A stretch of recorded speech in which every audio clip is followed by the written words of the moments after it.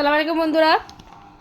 এই ছোলা মাখাটা আমাদের হাওড়া ডিস্ট্রিক্টে সচরাচর সব বাড়িতেই হয় মোটামুটি। মানে কেউ ছোলাটা খোসা ছাড়িয়ে মাখায় বা কেউ খোসা সমেত মাখায়, তো আমার বাড়িতেই খোসা ছাড়িয়ে মাখায়।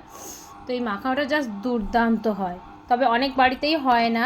আমি দেখেছি অনেক বাড়িতেই শুকনো এমনি নর্মাল ছোলা মানে খায়, কিন্তু এই ছোলা মাখাটা জাস্ট অসাধারণ লাগে। আমি সাজেস্ট করবো রমজান মাসে হোক বা এমনি সময় হোক, প্লিজ একটু মাখিয়ে খাবেন, এটা দুর্দান্ত খেতে লাগে।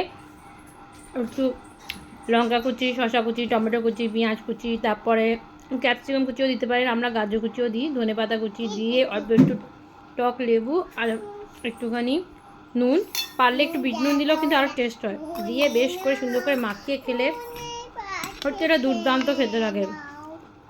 এটা অন্য সময় আমরা মুড়ি মাখিয়েও খাই, মুড়ির সাথেও ভালো লাগে। আর এই যে টক জলটা যেটা বেরোচ্ছে না, এটা খেতে আরও অসাধারণ লাগে।